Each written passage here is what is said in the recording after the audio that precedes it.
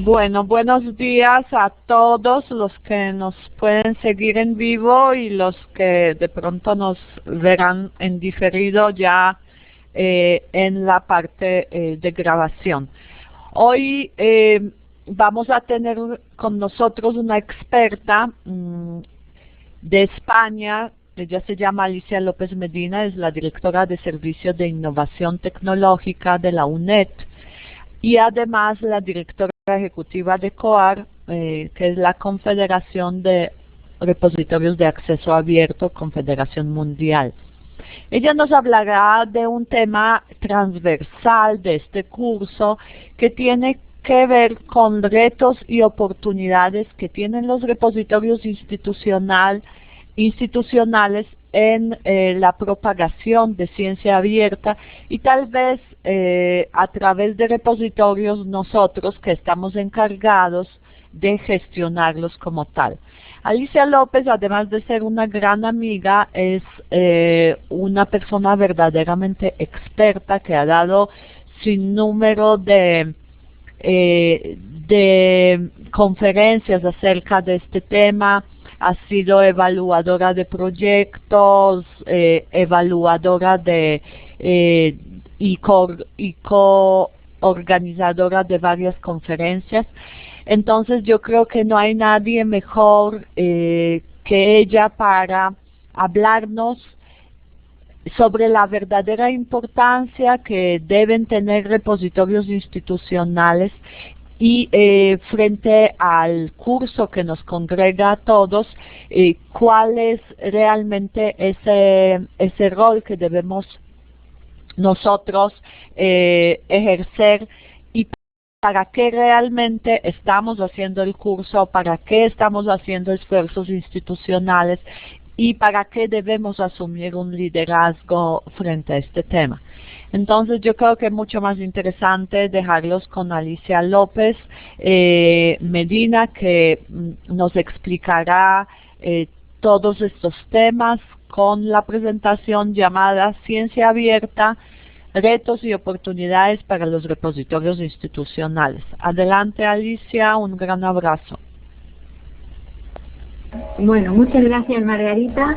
Buenos días a todos. ¿Me escucháis bien? Bueno, ya me diréis si no me escucháis bien en el chat. Alicia, bueno, buenos días. Por favor. ¿Sí? Conecta tu video, que no te vemos todavía. Sí, yo me veo. A ver.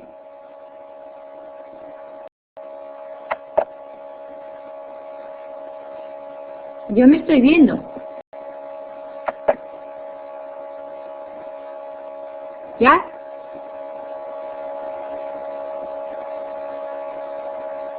Vamos.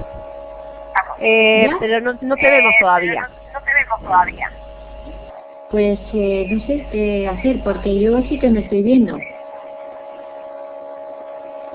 No sé qué puedo hacer, a ver.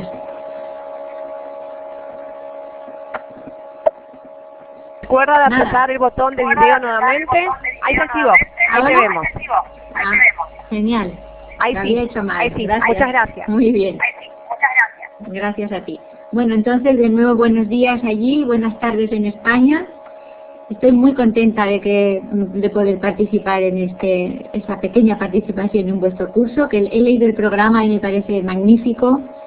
Y agradecer a los organizadores del curso que me hayáis invitado a hablar hoy y a compartir con vosotros unas cuantas ideas. Entonces, como efectivamente ha hecho Margarita, yo voy a enfocar el tema de los repositorios institucionales en relación con la ciencia. Sin embargo, antes de empezar, querría hacer una precisión, y es que los repositorios son unas herramientas agnósticas, neutrales. No sirven para ningún propósito en particular. Su función es gestionar objetos digitales. De manera que los repositorios institucionales en ese sentido son una herramienta multipropósito. Sirven para gestionar los objetos digitales que se generan como consecuencia de la actividad de la comunidad de la universidad, y esta actividad puede ser científica, pero también es educativa, puede incluir incluso la administrativa. Es decir, que un repositorio institucional, como sabéis, Su función es gestionar objetos digitales generados por la comunidad y facilitar los procesos y flujos de información en la institución. Flujos de información de todo tipo, no solamente en lo que respecta a la ciencia. Pero como en ese caso mi charla duraría mucho tiempo y creo que el tema de la ciencia en este momento es vital para los repositorios institucionales, he enfocado mi charla en ese sentido. De hecho, es las nuevas maneras de la comunicación científica lo que ha sido realmente el detonante primero para la creación de los repositorios institucionales. Entonces, vamos allá. Lo que pretendo hacer no es tanto entrar en el detalle de cómo se gestiona un repositorio, cuáles son sus partes, porque eso lo vais a ver en profundidad en vuestro curso, sino daros una referencia, un marco, un contextual en el mundo en el que estáis creando los repositorios, como ha dicho Margarita, para saber cuál es nuestro papel dentro de ese mundo. Y el mundo en el que nosotros estamos creando los repositorios es el mundo de la colaboración. Es un mundo con grandes desafíos. Los desafíos del siglo XXI son globales, trascienden cualquier, desde luego, institución y, por supuesto, país. Y la revolución viene dada, como sabéis, en todos los sentidos, y en este especialmente por Internet. Internet está transformando de manera radical las formas de investigar y de comunicar la ciencia. Y nos ofrece además posibilidades insospechadas. En ese sentido, la comunicación mundial de los accesos, el acceso a los datos y la interoperabilidad va a ser vital. De manera que introduzco el término ciencia abierta, mejor que empezar directamente con acceso abierto. Es un término que se está manejando ahora mucho en Europa, en la Comisión Europea, porque es como lo que permite Internet, hacer una ciencia abierta, que fundamentalmente significa compartir. No se pueden en el mundo de hoy hacer islas, como veremos más adelante. Y se trata de que tenemos que compartir en esta ciencia abierta no solamente los resultados de la investigación, sino también las herramientas, las infraestructuras, el software, de manera que la ciencia, como os digo, sea más eficiente, sea transparente, sea fiable y desde luego sirva para hacer avanzar el progreso en colaboración gracias a las TIC. Las herramientas de Internet son la base sobre la que se cimentan las posibilidades abiertas a la ciencia y que llamamos ahora la ciencia abierta. Entonces, los pilares de la ciencia abierta son dos que vamos a tratar aquí. Por supuesto, a esto hay que incluir, desde luego, temas de sostenibilidad, peliagudos, que no nos da tiempo a tratar aquí, que están discutiendo muchísimo en la comunidad europea, y temas de políticas, pero fundamentalmente nos vamos a centrar, dado que los repositorios institucionales son máquinas, en el acceso abierto a los resultados de investigación y en una adecuada infraestructura para usar esos resultados. Fijaos que pongo publicaciones científicas más datos. El tema de los datos es fundamental en la ciencia hoy en día y se están incorporando a las discusiones del acceso abierto, a los repositorios, por supuesto, y esto nos está planteando una serie de cuestiones hoy en día sin resolver. En cualquier caso, vamos a hablar en primer lugar del acceso abierto y en segundo lugar de las infraestructuras que soportan ese acceso abierto. El acceso abierto, que cada vez está como más difuso, ¿qué es el acceso abierto? Se habla en muchos sentidos y de muchas maneras del acceso abierto. Pero como veis, en la Budapest Open Access Initiative, que veis abajo en la diapositiva, acaba de sacar ahora mismo unas recomendaciones para cuál va a ser los siguientes pasos en los próximos años del acceso abierto, y ha enfocado de nuevo el tema específicamente del acceso abierto, por qué surgió y a qué se refiere. Y el acceso abierto, aunque es parte de una revolución más amplia que puede incluir el acceso a los datos, el acceso a los recursos educativos, concretamente se refiere, y es lo que nos interesa ahora mismo a nosotros en el tema de la ciencia, a la literatura científica revisada por pares, y para ser más explícito todavía, a los artículos que se publican en las revistas. El acceso abierto lo que busca es un modelo de hacer públicos esos artículos que cuestan tan caros en las revistas. Así surgió y así continuamos porque, por desgracia, todavía el problema está sin solucionar. Las revistas siguen siendo muy caras y los artículos siguen sin estar disponibles. De manera que eso sí que me gustaría que lo centremos. Cuando hablamos de acceso abierto estamos hablando fundamentalmente o específicamente de dar acceso a los artículos que se publican en las revistas, es decir, los revisados.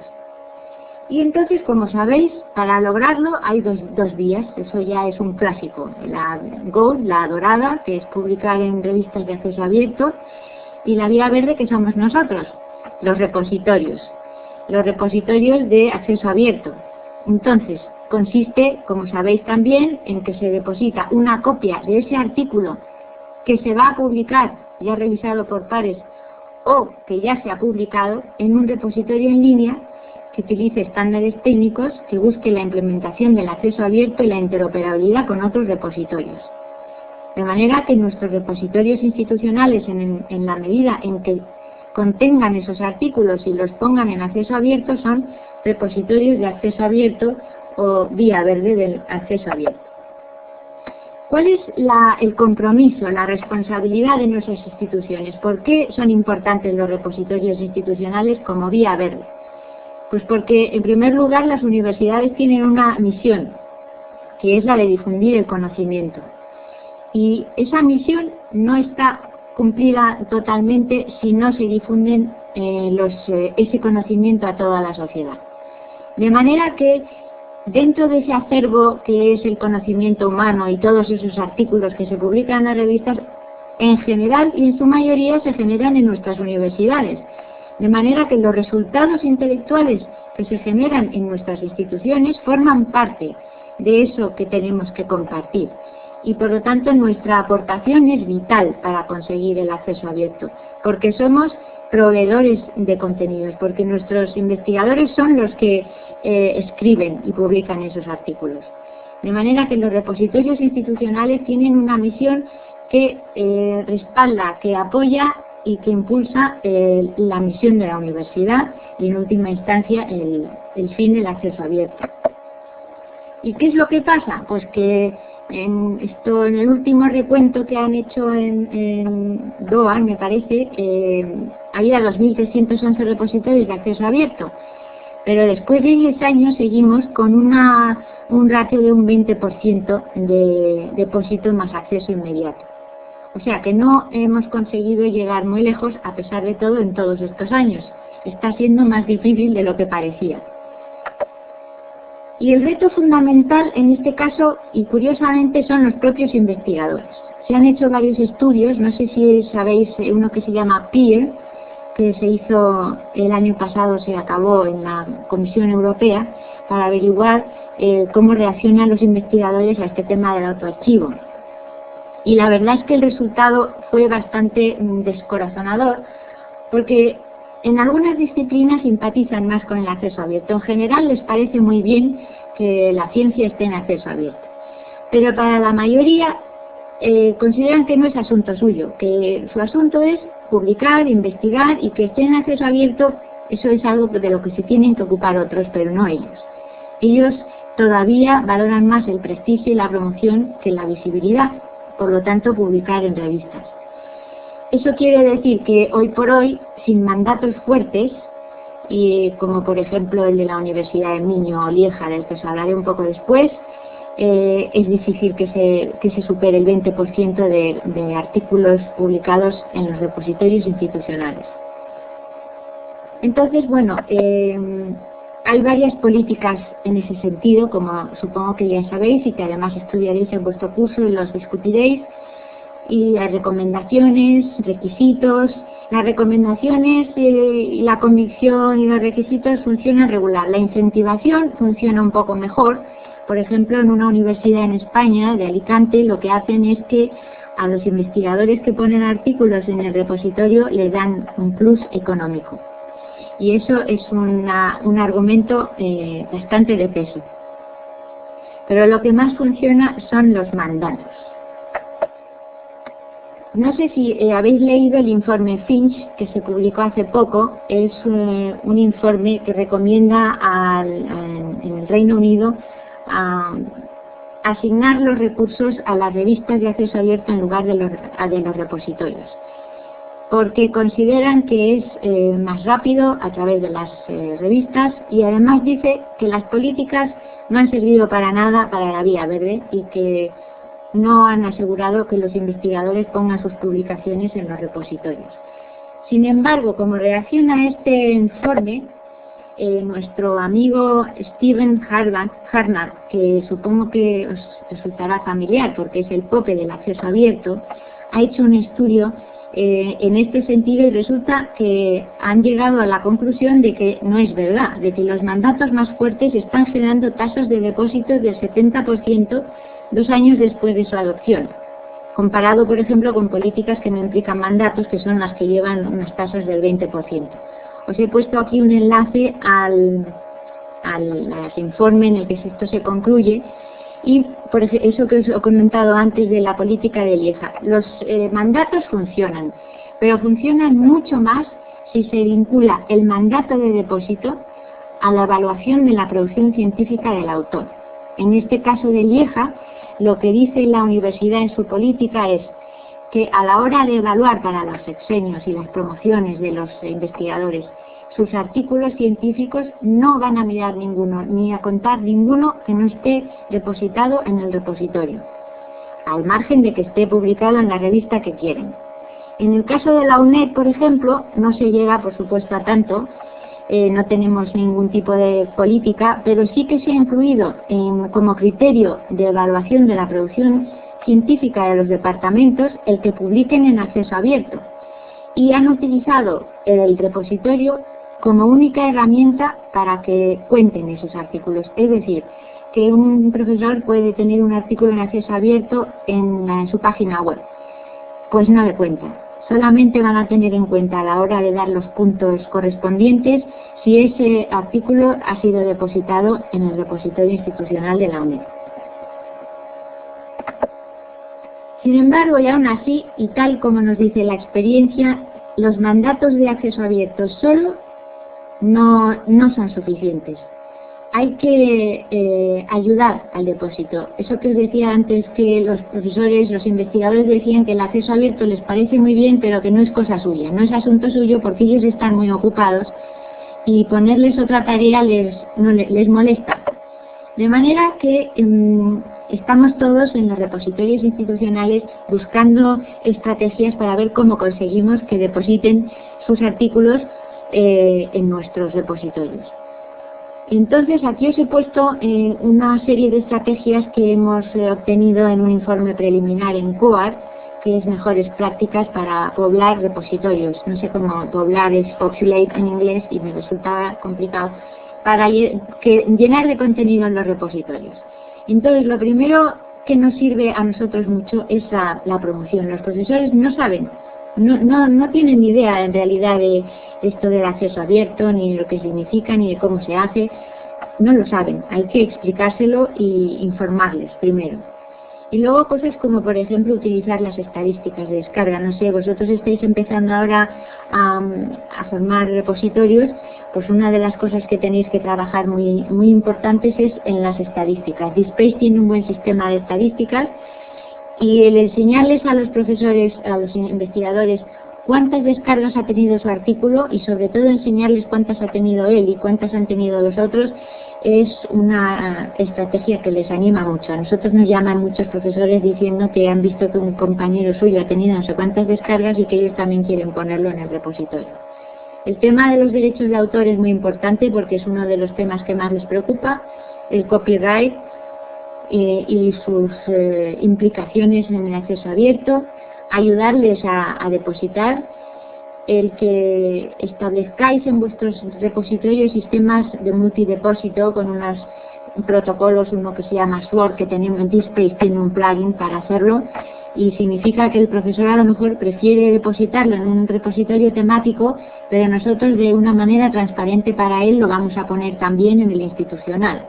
En fin, os vais leyendo esto porque me parece que tengo solo media hora y no voy a tener tiempo para hablar de todo, pero quisiera resaltaros el tema de ayudarles a ellos con el depósito.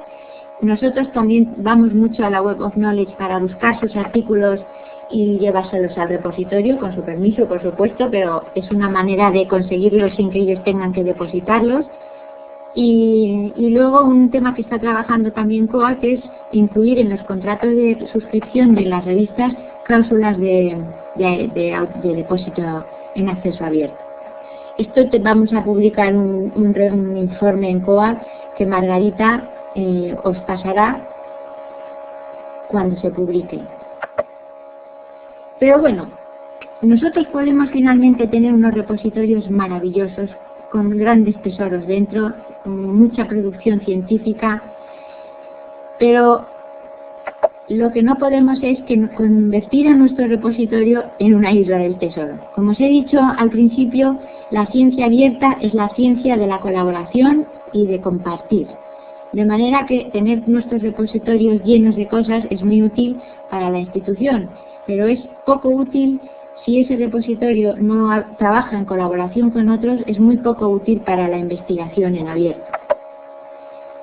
Porque la investigación en el mundo digital se está transformando y es global, se hace en red, es distribuida, son equipos multidisciplinares de distintas instituciones que trabajan a través de Internet y que requieren acceder a los documentos desde puntos distribuidos. De manera que nosotros lo que tenemos que hacer para ser útiles como herramienta para la investigación es trabajar juntos, y para eso necesitamos llegar a acuerdos. Necesitamos trabajar con las mismas políticas o similares, ponernos de acuerdo en los estándares que vamos a utilizar, cómo vamos a usar los metadatos, qué metadatos, una serie de elementos que hagan que nuestros repositorios puedan trabajar juntos. Esto es un ejemplo que os pongo de la ciencia que se dio, bueno, es un seminario, y entonces, como veis aquí, hay varios investigadores, cada uno está en un sitio, están conectados como nosotros ahora, de hecho, y están ahí visualizando una serie de textos que han recuperado desde distintos repositorios y los están analizando para extraer entre muchos textos una serie de comparaciones y guardarlos después como un objeto compuesto con sus comentarios. Eso que están haciendo estos investigadores está soportado debajo por una red de repositorios, y para eso tenemos que construir los repositorios de una forma determinada.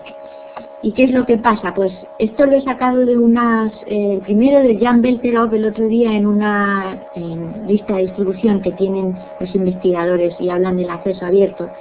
Jan Belterov, como veis, se quejaba y decía, bueno, los repositorios temáticos hoy por hoy nos resultan mucho más usables en términos de interoperabilidad, de conectividad, que los repositorios institucionales, y de ahí el escepticismo como lugar preferido para abrir el acceso. Les resultamos poco útiles porque no nos encuentran bien y no pueden hacer muchas cosas con los contenidos que tenemos excepto buscarnos, que bueno, no está mal para empezar, pero necesitan hacer cosas con los contenidos. El acceso abierto dice que es necesario el acceso abierto para el uso de esos contenidos. De manera que este director de Internet, esta National Public Access Policy, dice que en la era de Internet el valor real de acceso abierto es la conectividad de todos los recursos electrónicos disponibles y su explotación eficiente con otras herramientas, y no solo publicar artículos para la visualización pasiva. Cuando creemos nuestros repositorios tenemos que tener esto muy en cuenta. Está claro que poner un PDF en un repositorio y que se baje a través de Internet es un pequeño avance, pero es un avance que se mantiene todavía casi como en el mundo impreso. Es un poco emular el mundo impreso en el mundo digital. Lo que verdaderamente cambia es lo que se puede hacer con ese PDF una vez que he accedido a él.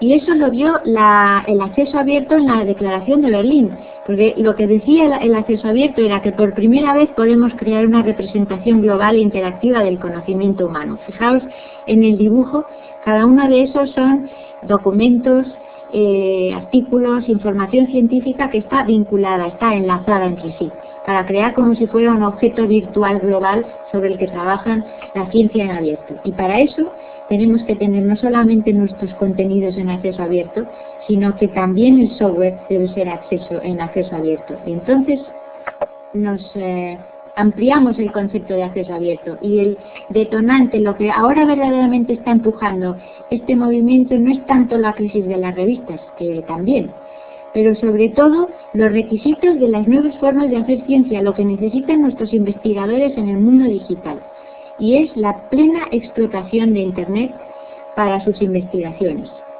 Y eso quiere decir que nuestra fuerza está en la conectividad, en que todos los contenidos digitales que tengamos en todos nuestros repositorios estén expuestos de manera que las máquinas, que son nuestros usuarios primeros, esto es también importante, tenemos que tener en la mente que nuestros contenidos no van a ser usados primariamente por humanos, sino que van a ser usados por otras aplicaciones en las que trabajan nuestros investigadores, y que a ellos es a los que en primer lugar tenemos que exponer nuestros contenidos.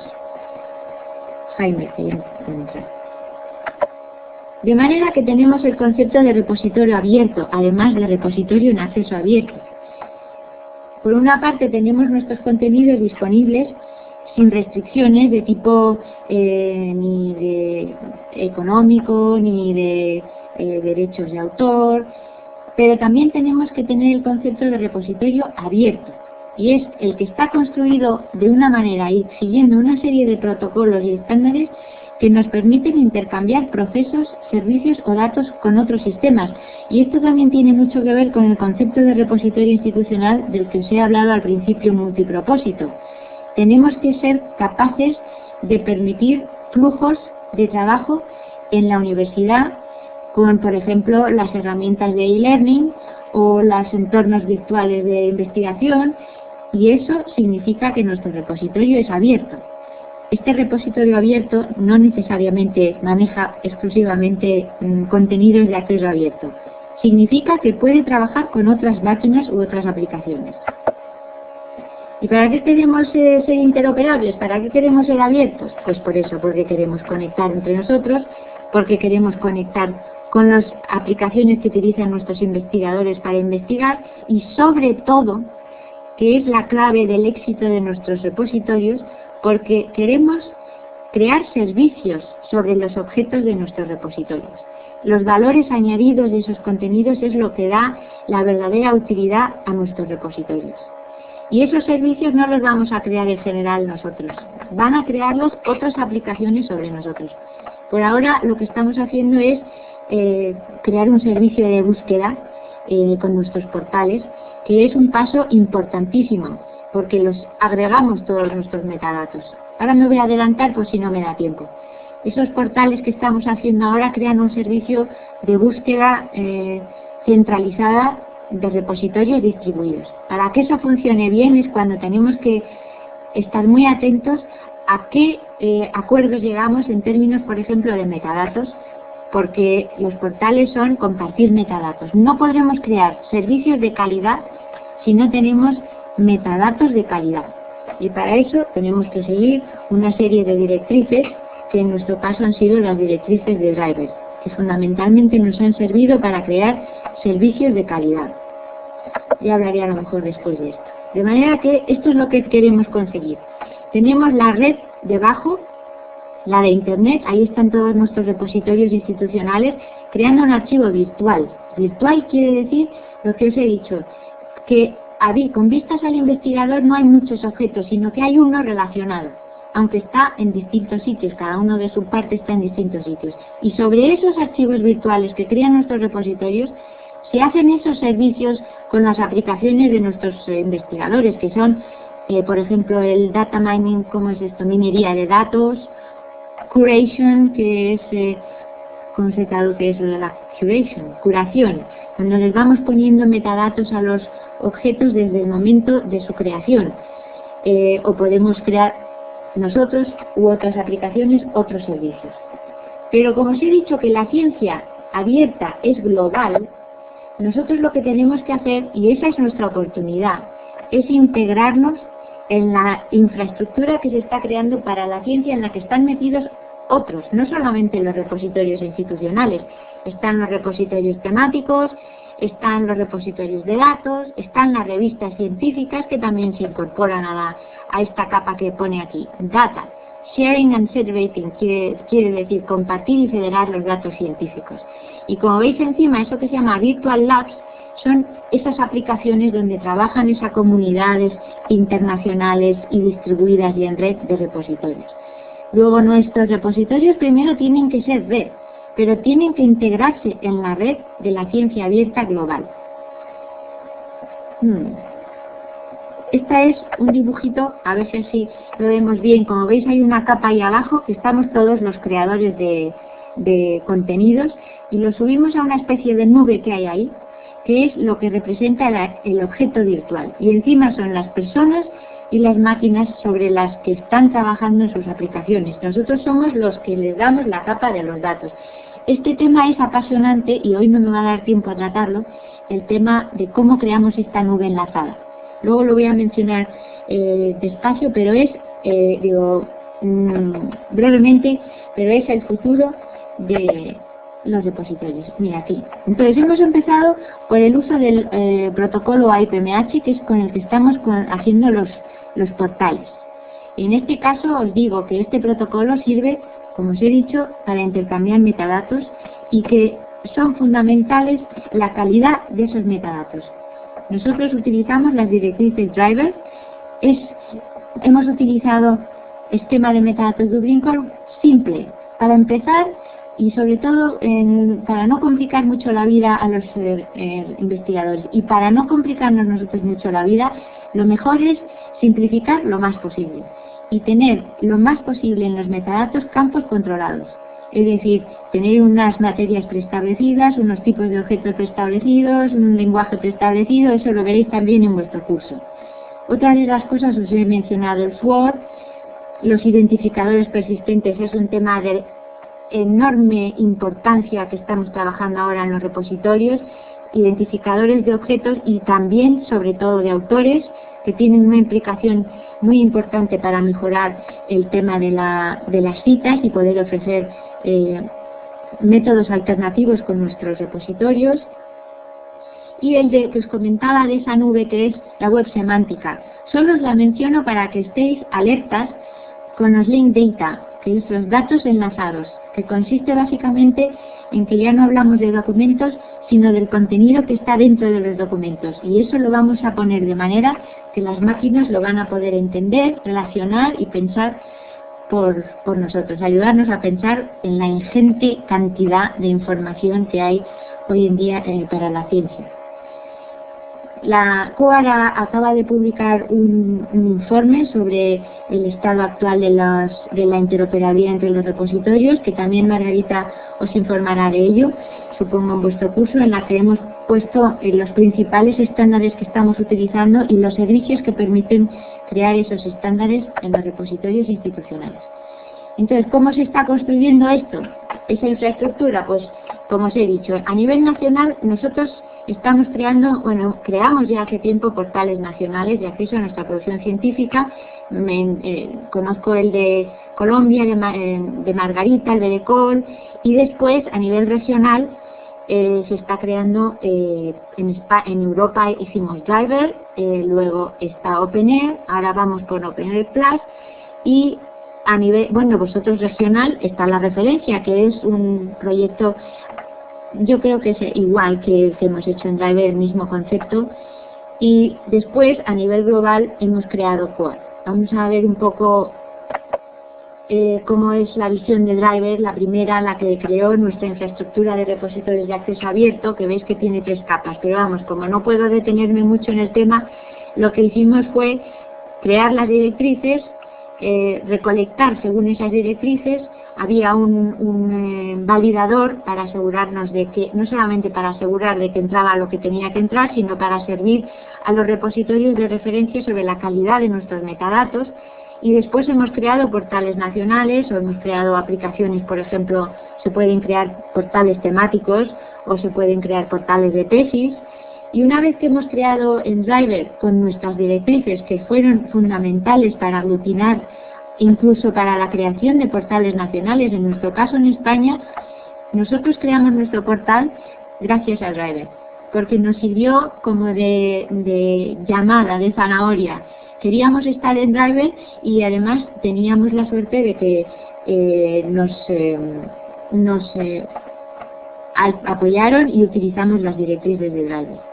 Y una vez que hemos creado en Europa esto, estamos ahora, como os he dicho, en una segunda fase que consiste en que queremos integrar nuestra red de repositorios de acceso abierto institucionales en la infraestructura global de la ciencia, y en este caso estamos trabajando en la integración con las infraestructuras de los datos. Los datos es lo que se genera con las herramientas, por ejemplo, con los grandes telescopios, el CERN o los laboratorios, todos esos datos que nos dan las herramientas informáticas. Esos datos pueden ser grandes, como por ejemplo los del CERN, millones y millones de datos al minuto, o pueden ser datos más pequeños, que se llama la ciencia pequeña, que son los que se generan en los laboratorios o investigaciones de nuestras universidades. Ese tipo de datos también estamos empezando ahora a trabajar en cómo los vamos a gestionar. Pero en cualquier caso, en Europa estamos ahora intentando enlazar las publicaciones de nuestros repositorios con los datos de los repositorios de datos, de manera que la publicación sea compleja y se pueda acceder no solamente al resultado, sino a los datos que hicieron posible ese resultado. Así que estamos trabajando, como veis aquí, con otros proyectos como ESFRI, EUDAT, etc. Esto me lo voy a saltar porque voy fatal de tiempo. Entonces, en realidad, la conclusión que yo os quería transmitir es que hemos creado una máquina, pero potentísima. Las capacidades que tenemos ahora ni siquiera las podemos imaginar, los resultados o lo que vamos a poder hacer. Pero básicamente, como veis, son como unos cuantos cientos de millones de ordenadores con un sistema que los conecta y unos millones de seres humanos que usan esos ordenadores, y a partir de ahí las posibilidades de la ciencia en abierta es absolutamente ilimitada. Entonces, ¿nosotros qué hacemos ahí en ese mundo? ¿Cuáles son, así de primeras, nuestros retos, los que empezamos a crear repositorios? Tenemos que desarrollar nuestro potencial como acceso abierto y ser parte de esas infraestructuras, lo cual significa, primero, lógicamente mantener el foco en conseguir contenidos en acceso abierto, pero como os digo, el foco son los artículos científicos, ese es el foco, porque ahí es donde están los resultados de la ciencia. Claro, ahora a eso estamos añadiendo, como os digo, lo que llamamos ahora las publicaciones complejas, que son más los datos, más los modelos que se han utilizado, más el software que se ha utilizado para su visualización, pero todo en torno a las publicaciones científicas, a los artículos de las revistas. Y en segundo lugar, tenemos que aprovechar todas las oportunidades para conectarnos e integrarnos con otros sistemas. Por ejemplo, que no os lo he comentado, una cosa que estamos haciendo en Europa, y me parece que seguramente vosotros también, los que ya tenéis repositorios más avanzados, es, y que además es un sistema de conseguir contenidos buenísimo, es integrarnos con lo que llamamos CRIS, que son las bases de datos de la investigación. Las universidades tienen unas bases de datos donde guardan, pues los investigadores tienen que apuntar ahí los artículos que han publicado para después saber qué producción tienen para su evaluación. Pues lo que hacemos nosotros es que los investigadores meten sus artículos en esa base de datos, pero les hemos hecho una pasarela por debajo, sin que ellos lo noten, no tienen que hacer un trabajo extra, y les preguntamos: ¿quieres poner tu texto completo junto con el artículo, los metadatos? Y dice sí. Le da un botoncito y se va directamente al repositorio, de manera que cuando vaya a presentar sus artículos para la evaluación no solamente tendrán los metadatos, sino su artículo a texto completo. Así que yo creo que este es el mensaje que os quiero transmitir. No sé qué tal he ido de tiempo, pero en fin, Ha sido un placer hablar con vosotros. Y ahora pues me gustaría mucho escuchar vuestras ideas también.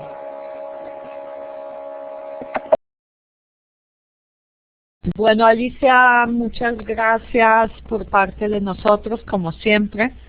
Excelentes apuntes, excelente conferencia. Hasta algunos que tenemos más experiencia siempre aprendemos de ti. Muchas gracias. Entonces ahorita vamos a aprovechar que tenemos 22 personas conectadas y seguramente muchos le querrán hacer preguntas. Entonces les voy a decir a todos que desde la herramienta ustedes tienen la posibilidad de pedir la palabra, que es como la manito, levantan la mano, entonces yo les daré la palabra para aquellos que tienen el micrófono para hacerla directamente, o algunos que no lo tienen y quieren hacer alguna pregunta, que lo podemos hacer por el chat de la misma conferencia. De todos modos, también les quiero recordar que la profesora Alicia nos va a acompañar en una sección de foro el día 5 de noviembre. Foro ya está habilitado para ustedes en el sitio, que es foro de experto. Entonces ustedes pueden entrar desde ya y de pronto hacer sus aportes, sus preguntas, pero la profesora estará con nosotros el día 5 de noviembre respondiendo todas sus dudas. Entonces no sé si hay preguntas, bien sea por chat o levantando la mano, por favor.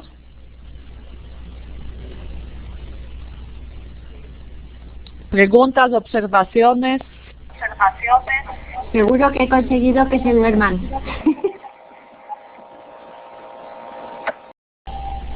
No. Ni más faltaba. Ya vamos, aquí tenemos levantando la mano Blanca Estela. Blanca, adelante, por favor.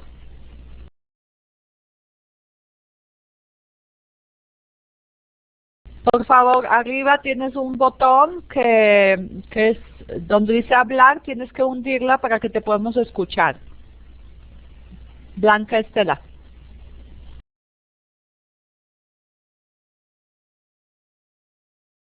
Bueno, creo que nos está escribiendo por chat. Ok, voy a leer entonces, Blanca, tu pregunta. Adelante, escríbalo, por favor. Dice que desde Colombia va a hacer una pregunta. Las otras personas que tienen de pronto preguntas que la quieren hacer vía chat, que por favor lo pueden ir consignando de una vez en el chat para que podamos aprovechar mejor el valioso tiempo con la profesora.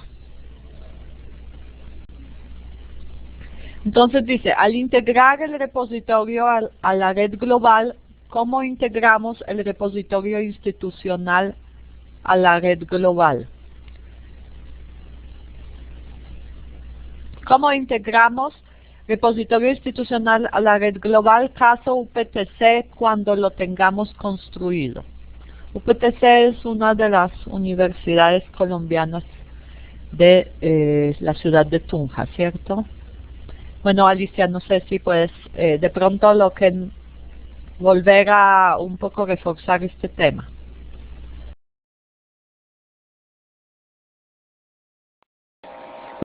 Bueno, esta no es una pregunta sencilla de responder. O sea, necesitaría otra presentación, ¿no? Pero básicamente la red global es una red que está hecha de nodos. Por ejemplo, en nuestro caso nos estamos integrando en la red de datos. Y eso está implicando utilizar una serie de estándares nuevos que nosotros no hemos utilizado antes, que es, por ejemplo, el RDF, que no sé si estáis familiarizados con eso. La integración es una integración en términos tecnológicos de utilizar estándares que permitan establecer relaciones entre los distintos contenidos. En este caso, que no sea posible llegar desde un dato a una publicación científica o viceversa. O, por ejemplo, integrarnos en la red con los identificadores persistentes, es otra manera de integrarse en una red global, porque entras identificadores de datos, identificadores de autor, identificadores de objetos, y eso quiere decir que tenemos que construir una infraestructura global que reconozca los distintos sistemas que tenemos de identificar a nuestros autores para que las máquinas sepan que este señor es este señor en tu repositorio y también es este señor en el repositorio de datos del CERN, por ejemplo, ¿no? Es una cuestión de interoperabilidad de estándares y de protocolos. Y conlleva, desde luego, un trabajo importantísimo de coordinación a nivel político y a nivel incluso de los políticos de los gobiernos. Que ya os digo que se está discutiendo ahora. El otro día en Barcelona tuvimos una reunión precisamente que se llamaba de coordinación, y se estaba discutiendo cómo se podían establecer esas relaciones entre la infraestructura que crean los investigadores con sus datos y las publicaciones científicas. Y se estaba discutiendo si había que crear un órgano que lo coordinara y que fuera sostenible, y qué políticas había que establecer y cómo nos poníamos de acuerdo en los estándares. Es decir, es un trabajo de tejer y que está sin terminar, desde luego, y por lo tanto es muy importante que estéis conectados con todas las iniciativas que se están haciendo a nivel internacional, que en ese sentido vais a estar muy bien conectados a través de la referencia.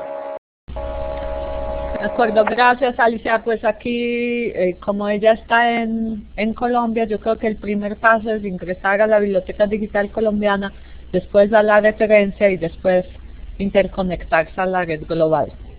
Ella también te está preguntando, mi querida Alicia, si podrías dar más ejemplos de motivación para depositar los contenidos, porque pues dice que a veces se tiene infraestructura, pero hay que batallar mucho con el poblamiento, como tú lo llamas, de los repositorios.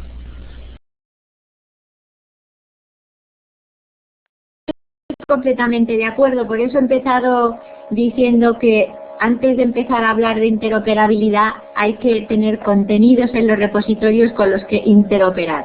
Y os he puesto aquí una lista de las principales estrategias que seguimos nosotros. La primera, que es fundamental, es que haya una política en la institución. O sea, si no hay un compromiso de la institución, hay poco que hacer, es más difícil.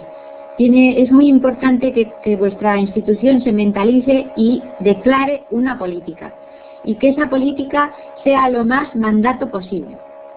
Y después es una labor intensísima de ir despacho por despacho. Nosotros lo hemos hecho así, despacho por despacho, hablando personalmente con los investigadores para explicarles lo que es esto, explicarles cuáles son las ventajas que tienen, cuáles son, y os digo que las principales ventajas es que les facilitemos el trabajo, que lo que ellos hagan sea más fácil hacerlo con el repositorio que sin el repositorio. Por ejemplo, les generamos listas de publicaciones para cuando tienen que presentarlos a sus proyectos o para las evaluaciones. Nosotros les facilitamos la lista automáticamente a través del repositorio.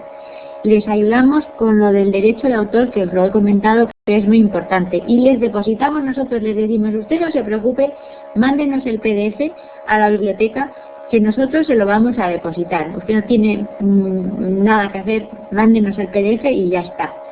O el que se puedan recolectar desde otros sitios. Otras cosas que hemos hecho también es que ellos lo han depositado en otros sitios, en un repositorio temático, y nosotros lo hemos recolectado de allí.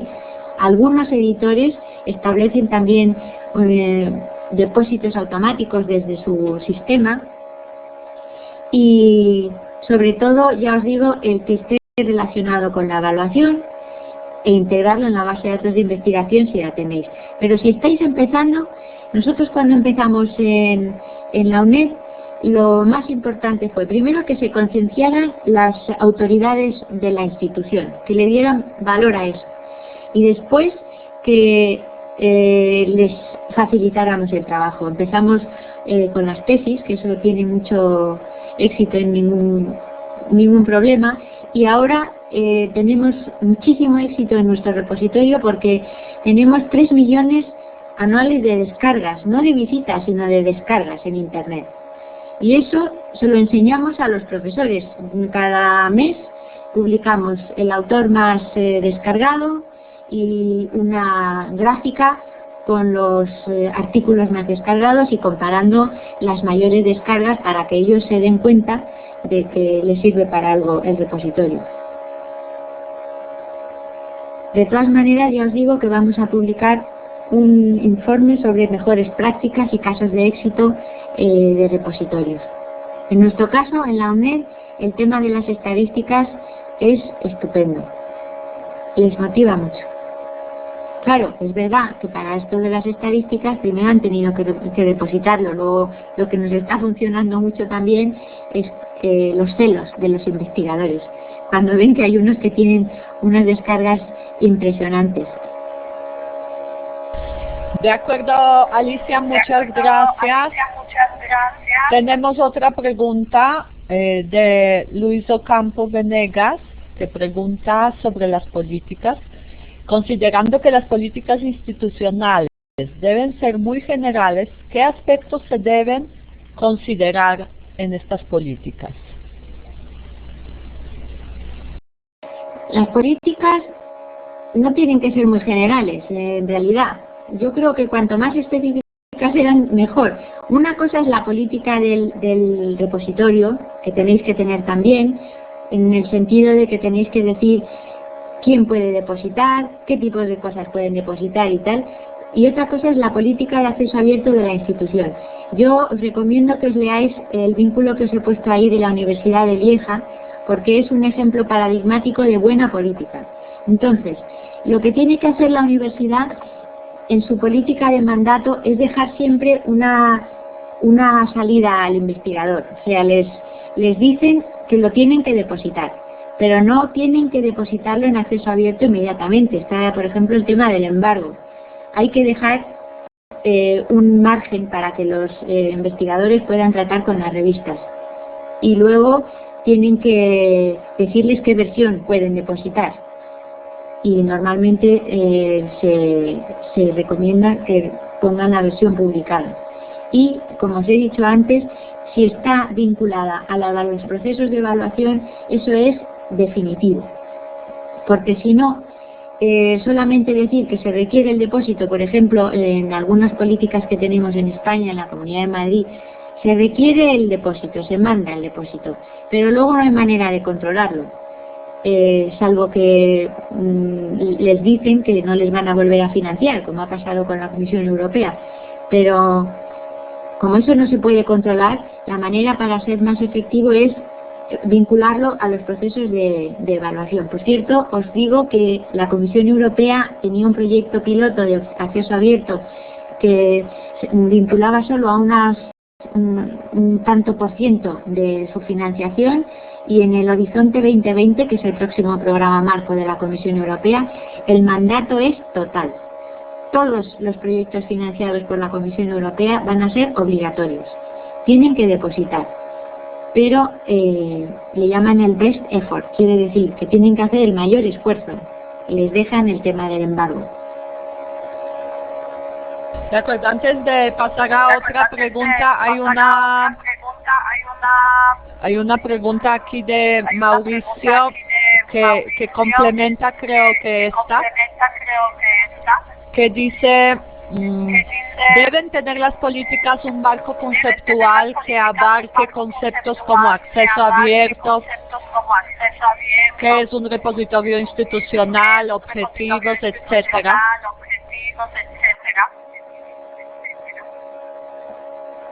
Hombre, claro, porque la política tiene que referirse a algo.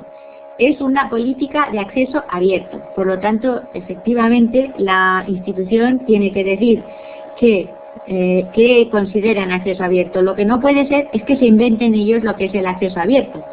Es fundamental que sea muy estricta, en el sentido de que defina lo que es el acceso abierto realmente y diga: el acceso abierto es que quiero que los artículos que se van a publicar o publicados sean accesibles a través del repositorio institucional. En ese sentido tienen que mencionar el repositorio institucional.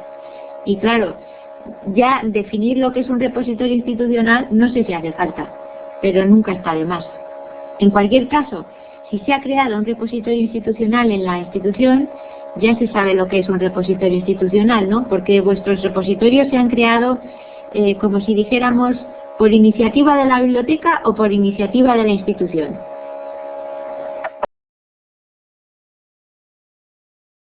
De acuerdo, tenemos entonces una pregunta también sobre, tú cuando hablabas hace poco sobre las prácticas, digamos, o buenas prácticas para poder convencer a los profesores, hablabas de los celos de unos entre los otros. Entonces, la pregunta es precisamente en este sentido: ¿cómo vencer estos celos?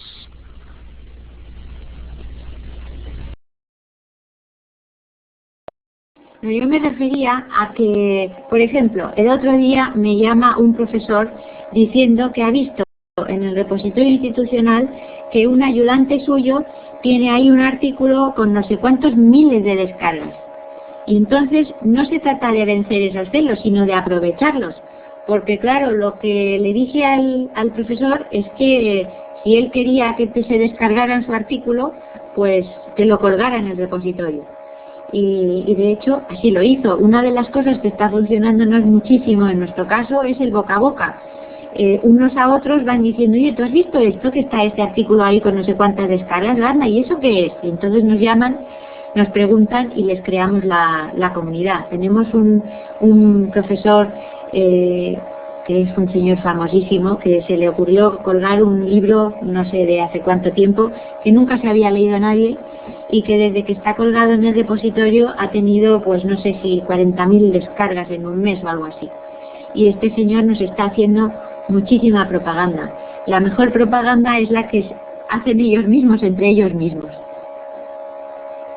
De manera que no se trata de vencer celos, sino de aprovecharlos. ¿Hay alguna pregunta más?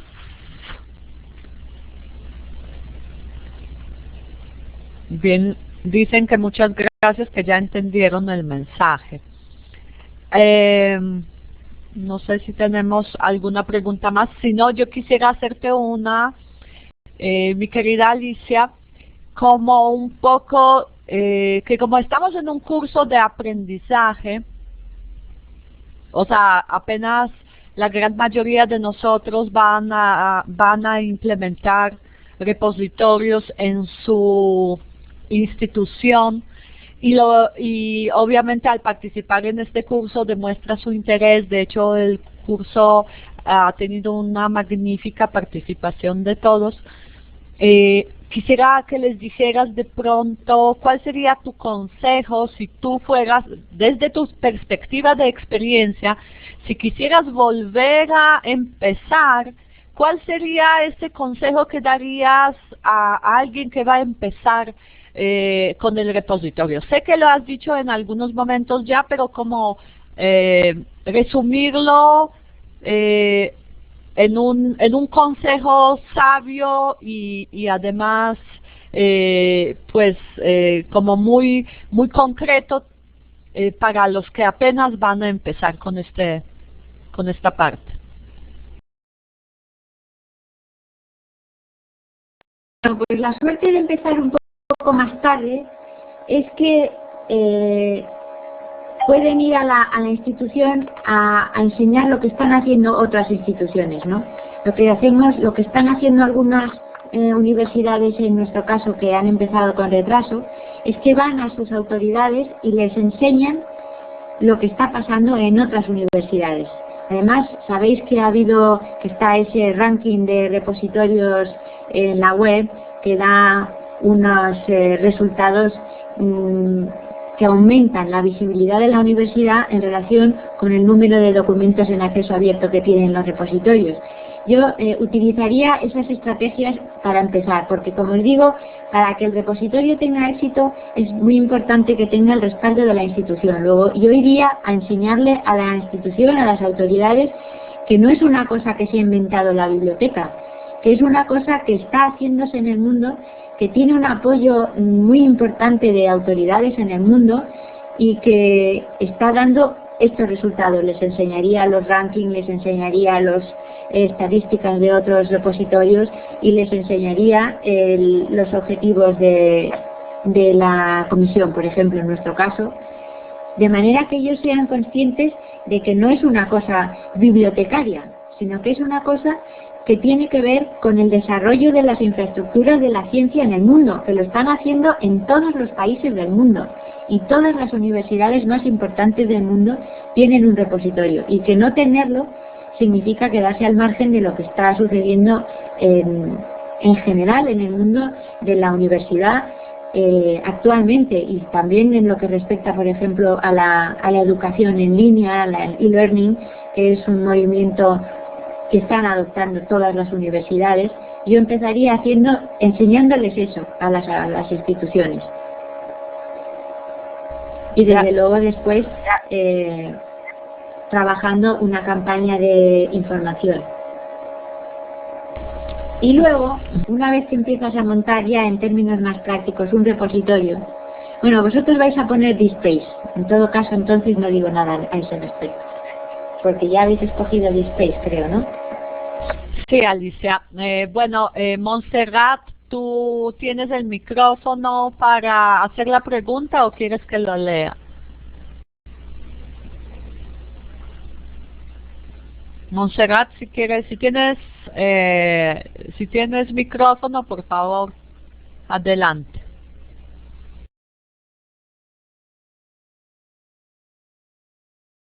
Ok, me dice que no tiene micrófono, entonces la pregunta es de Montserrat, que dice: quisiera saber cuánto tiempo toma desde la conceptualización hasta que se pone en función un repositorio institucional. Pues no lo sé, depende. No tengo ni idea, no puedo decir cuánto tiempo, porque depende de si ya se hacen caso, de cuánto de grande es la institución, de cuántos recursos tiene, porque también esto implica a cuánta gente vas a poder dedicar al repositorio en la institución.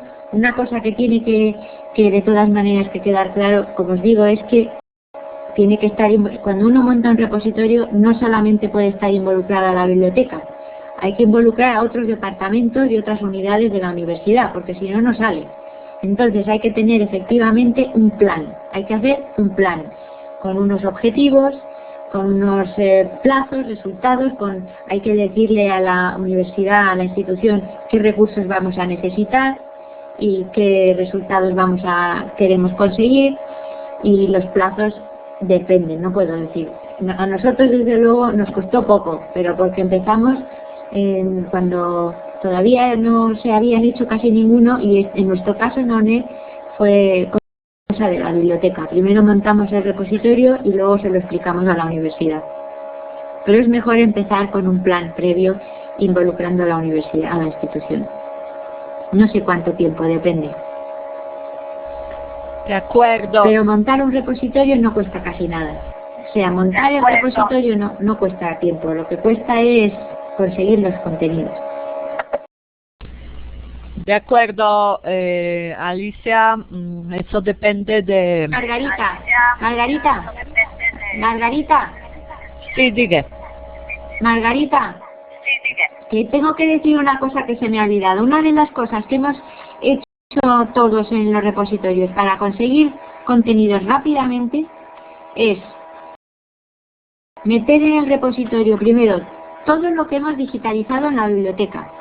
Todos esos fondos antiguos que hemos digitalizado los hemos metido en la biblioteca. Y otra cosa que hacemos muchos es digitalizamos las revistas de la universidad, si vuestra universidad publica revistas, y las metemos en el repositorio. Creamos comunidades de revistas y eso es buenísimo, porque además de que les facilitamos la creación de la revista en digital, tenemos todos esos contenidos que son artículos de revistas. Así que nuestros principales fondos vienen de los proyectos de digitalización y de fondos antiguos y de la digitalización de las revistas. Muy bien, Alicia, tenemos una pregunta de Marta. No está el apellido, creo, pero sospecho de pronto que es nuestra amiga de Puerto Rico. Y la pregunta es la siguiente: ¿cuál es su posición entre la plataforma de acceso abierto o comercial para gestión de repositorios institucionales?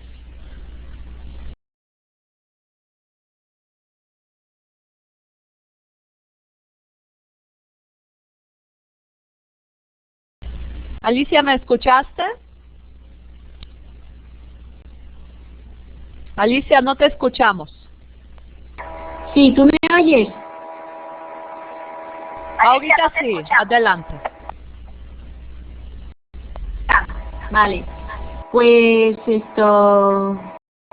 yo personalmente y en mi opinión está prácticamente toda la comunidad de repositorios de acceso abierto, utilizar siempre software abierto, de código abierto. Aparte de que lo comercial es muy caro, nos deja prisioneros de ellos. Los contenidos están prisioneros. No podemos utilizarlos como queremos y no podemos hacer la interoperabilidad necesaria para que nuestros repositorios trabajen bien. Definitivamente el software de código abierto. Siempre. Muy bien, ¿hay alguna pregunta todavía de pronto de Martín o Mayra, tutores? Tenemos todavía unos 4 minuticos. Yo tengo, dice, si una pregunta, no sé, si tienes el micrófono, lo va a escribir, porque no sé quién es. Niton Nomar, no sé, de Perú. Sobre el protocolo AI, perfecto. ¿Quién es el encargado de registrarlo? ¿Quién es el encargado de registrar el protocolo OAI si hay un costo? Pregunta una persona de Perú, si hay un costo para inscribirlo, Alicia. Creamos nuestros repositorios que ya vienen todos incluido el protocolo AIPMH. Nosotros somos el gestor del repositorio, es el que tiene que registrarlo en el protocolo AIPMH, en la página de registro del protocolo AIPMH. Y es gratis, no cuesta nada, lo tiene que hacer el gestor del repositorio, tiene que dar de alta su URL como repositorio conforme con el protocolo. Y a partir de ahí ya empiezan a recolectarle por todas partes. Otra cosa que se me ha olvidado deciros de una estrategia para los contenidos del repositorio que hemos hecho también nosotros es que hemos contactado con departamentos que eran más proclives al acceso abierto y que hemos empezado con sus contenidos, como si fueran contenidos anzuelo para otros departamentos.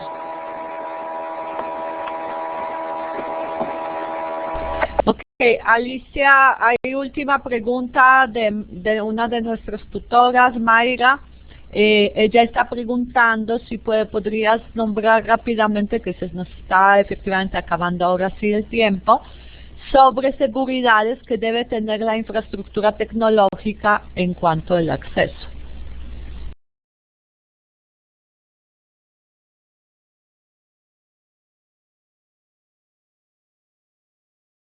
En cuanto al acceso.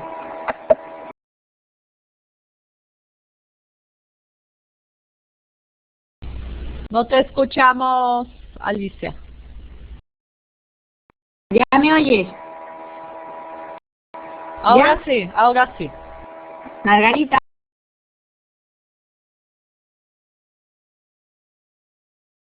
Ahora no, otra vez. No te escuchamos. ¿Ahora? Ahora sí.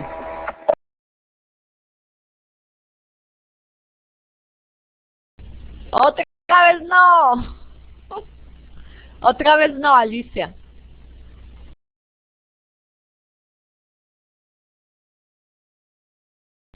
Alicia, no te escuchamos. Alicia, por favor, vuelve a apretar el botón de hablar, que tal vez se desconectó sin querer. ¿Ya? Sí, te escuchamos. ¿Ya? Adelante. ¿Me oís? Te escuchamos. Adelante. Que es que no sé a qué se refiere con seguridades en cuanto al acceso.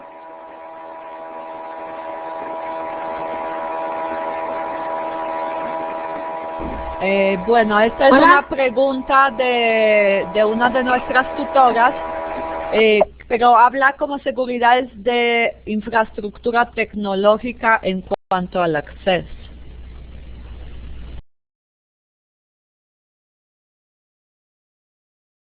No sé si Mayra nos podría dar un poco más de explicación sobre el tema.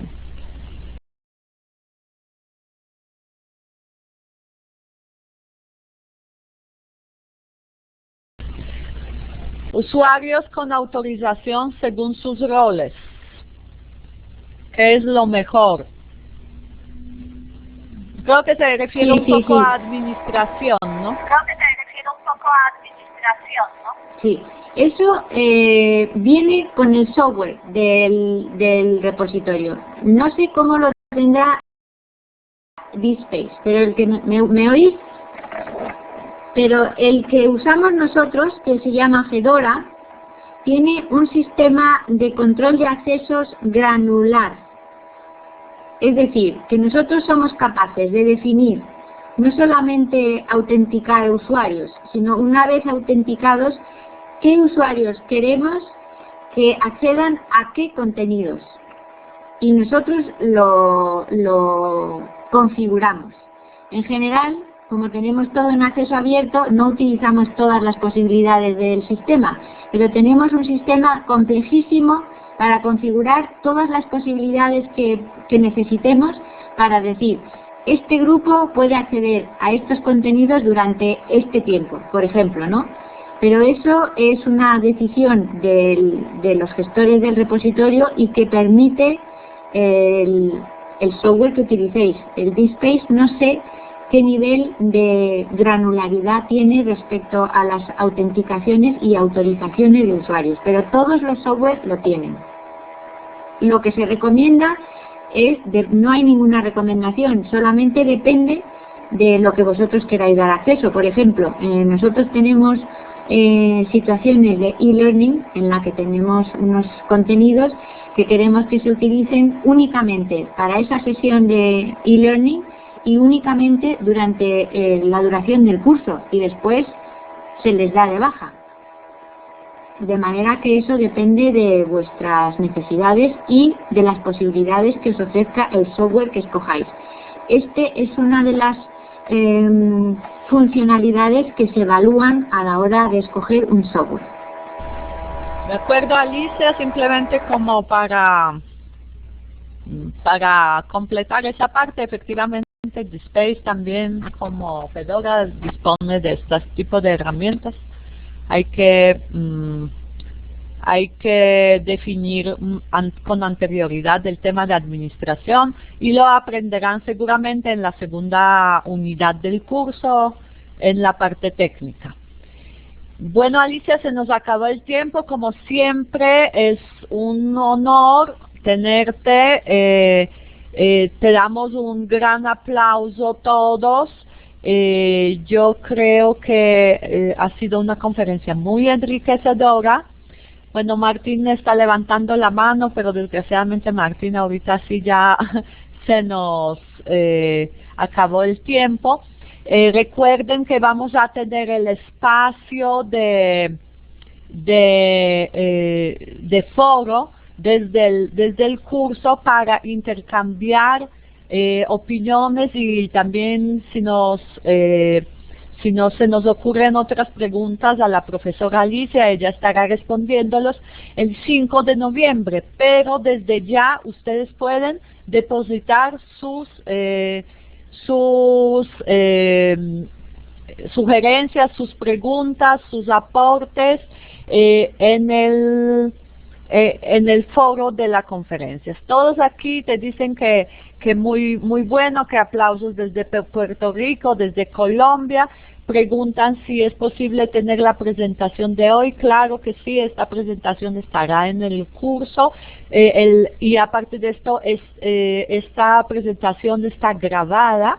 Entonces ustedes van a poder volver desde el curso, entrar y volver a repasar aquellos aspectos que de pronto no alcanzaron tomar nota. También desde Perú, aplausos, mejor dicho, eres la mujer más aplaudida del día de hoy en la red, Alicia, un gran abrazo de nosotros y pues esperamos contar contigo el 5 de noviembre para intercambiar opiniones con nuestros alumnos. Un abrazo grande para ti. Bueno, muchísimas gracias. Un abrazo a todos también. Y lo que voy a hacer es esto, Margarita, te voy a mandar unos enlaces que yo creo que os van a ser útiles para este tema de la planificación del repositorio, ¿vale? De acuerdo, y yo lo compartiremos en el foro también.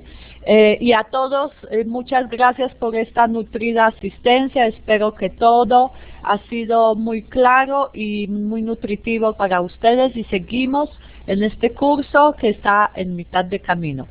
Un gran saludo y nos vemos prontamente.